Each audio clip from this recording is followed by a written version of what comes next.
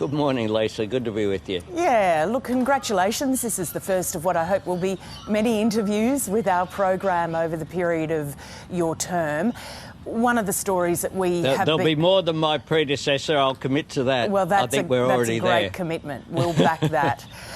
Look, I do want to start off on a pretty sad note. You were with Joe Biden, and just shortly after the two of you left the meeting, we learned about the Texas shooting. Have you been in contact with him at all since then? Look, this is an atrocity that just keeps happening in the United States. 19 children and 2 teachers slaughtered with an automatic weapon. It is just astonishing that it continues to happen.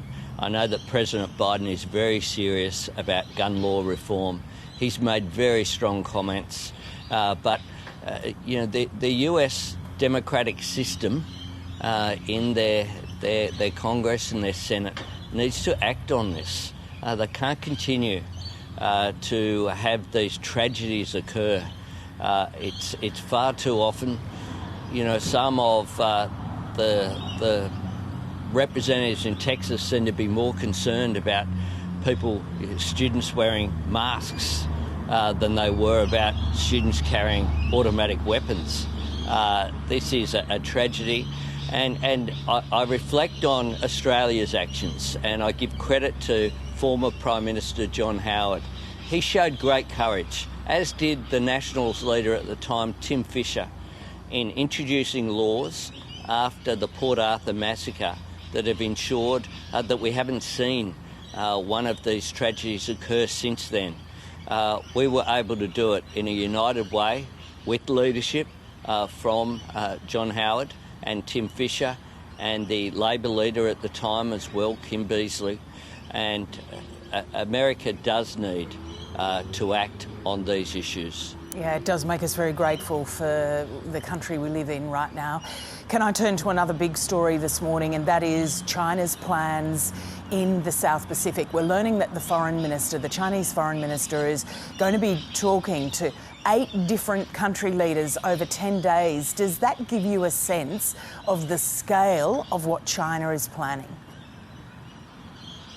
Oh, absolutely. And that's why the complacency that was there from the former government in rejecting the proposal from former Foreign Minister Maurice Payne is so inexplicable when former Minister Payne was arguing for an increase in aid. This was the context in which the Department of Foreign Affairs and Trade were putting forward that submission to the budget process. We need to step up genuinely into the Pacific. That's why Penny Wong, my Foreign Minister, who arrived back with me from Tokyo just last night, is already on her way to Fiji to inform the government there that we want to step up. We have a comprehensive plan of defence training for Australia and the Pacific, for increased support for their maritime security to protect their fishing stocks, for increased support for climate change infrastructure that's required, for increased aid, over $500 million of additional aid into the Pacific, for increased parliamentary engagement with the island nations of the Pacific. We need to respond to this because this is China seeking to increase its influence in the region of the world where Australia has been the security partner of choice since the Second World War. Well, we know the reaction when one agreement was signed with Solomon Islands. You've got some fans there, Mr Prime Minister, but what happens if it's 8 countries, 8 agreements? Where does that leave Australia? Well, we know that this has been in place for some time, the forward-leaning of China into the region. It was one of the reasons why it was so important that I attend the Quad Leaders Summit in Tokyo on my first day in office. Within hours of being sworn in, I was on the plane. It was a topic of discussion. amongst the leaders of the US, Japan, India and myself. And we need to respond to this. We know that this has been building for some time. The Chinese Foreign Minister's visit to a range of countries after the agreement that was signed by the Solomons, Australia dropped the ball. We can't afford to do that. We need to re-engage with the region. They're sovereign nations, of course, and we need to respect that. But we need to be offering more support, and otherwise we can see the consequences with the deal that was done with the Solomons. We know that China sees that as the first of many, which is the context of their foreign minister's visit to the region. So you did promise an extra $525 million over 4 years. Is it the fact that the only option here is to try and buy back that respect, buy back that relationship with the South Pacific countries? And do you need to be putting more money in? More than what you've offered? Well, it's not just about... Look, it's not just about funding, Lisa. It's also about respect. But the fact that the funding was slashed when the former government came to office in its 2014 budget, Australia there's a price that you pay for that. The fact that there were comments made about climate change, which they regard, even during the election campaign, when I've said that climate change is a national security issue, that was dismissed.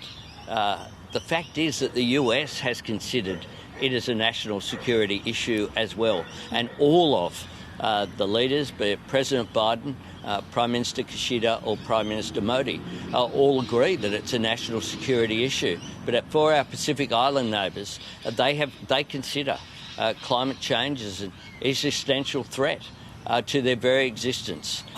This is an area where Australia's changed position on climate change, where we will join with the rest of the world in global action, but where we will also support our Pacific Island neighbours with infrastructure to lower their emissions and to help their energy systems to transition.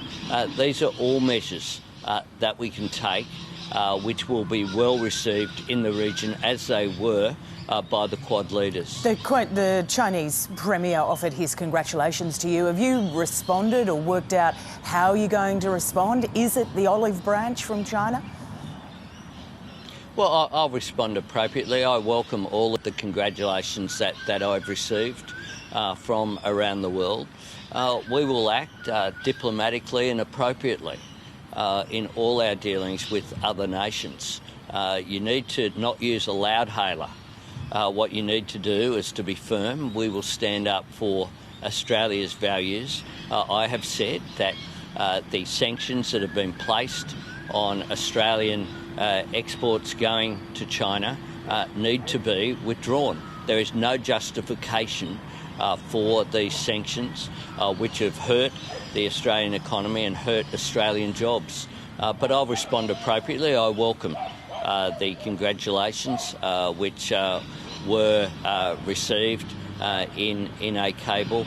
I'll respond appropriately when at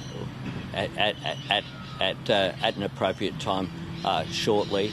But I have received, of course, congratulations from all over the world. I've begun engaging directly with the leaders, of course, face-to-face in Tokyo, but also I've had a number of conversations with Prime Minister Johnson, with Prime Minister Draghi, with other world leaders. What about the French president? And we'll continue those over coming days. I've had an exchange with the President of France, and it was a very positive exchange. And I've been overwhelmed by the positive response that I've received. I've had, not surprisingly, Jacinda Ardern, who's a friend of mine, reached out very soon and rang my mobile on Saturday night before I'd even stood up at the club, and will be welcoming Jacinda Ardern to Australia very soon. All right, can I touch on just a couple of domestic issues that Jim Chalmers, of course, has had the economic briefings with the Treasury Secretary, the RBA, saying that there's grim news ahead. When are you going to have briefings like that? Well, it's hard to get briefings in Tokyo.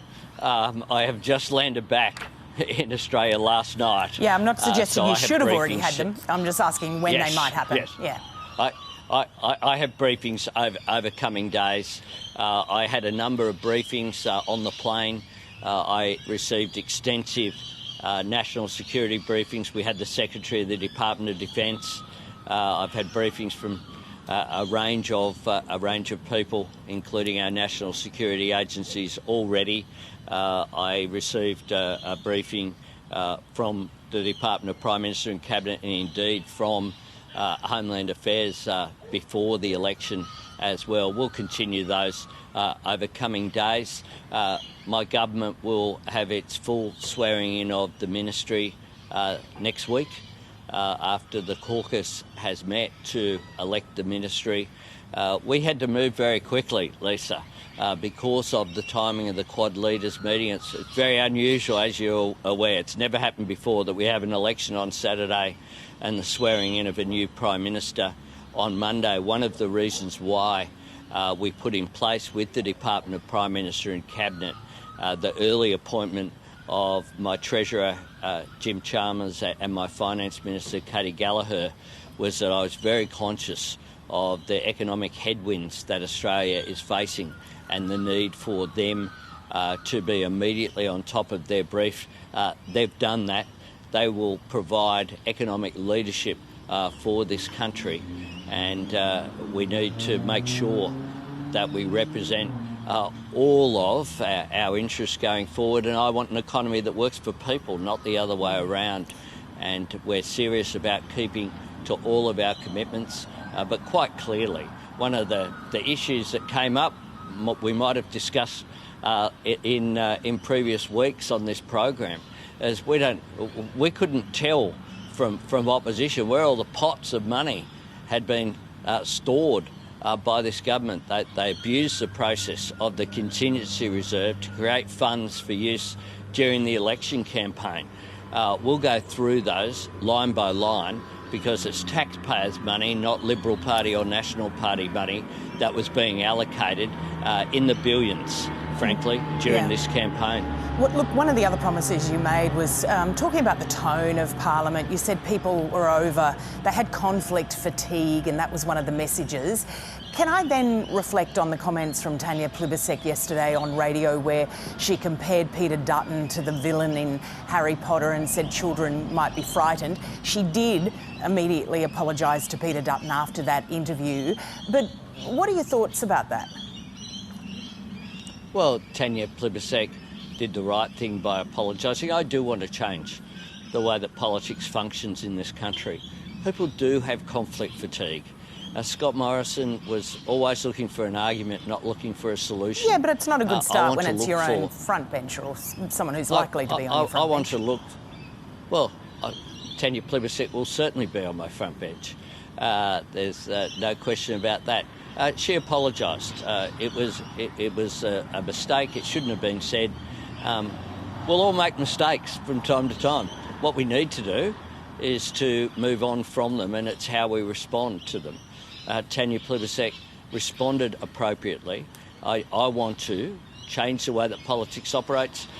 Lisa, you would have seen, not on the ABC, of course, but Scott Morrison had a whole show that seemed to be devoted to an analysis of my glasses or whether I've lost weight or what I look like. We can do better than that. Let's actually talk about the issues, and let's try to find some common interest going forward. I certainly have a good personal relationship with Peter Dutton. He has never broken a confidence or his word to me. That's a good place to start. And I certainly have an improved relationship with, I think, the future leader of the Liberal Party. If that occurs, I wish him well. I want to work across the Parliament wherever possible. Anthony Albanese, it's great to have you on the program and really appreciate the commitment that you'll appear with us on a regular basis. Thank you. Thanks very much, Lisa.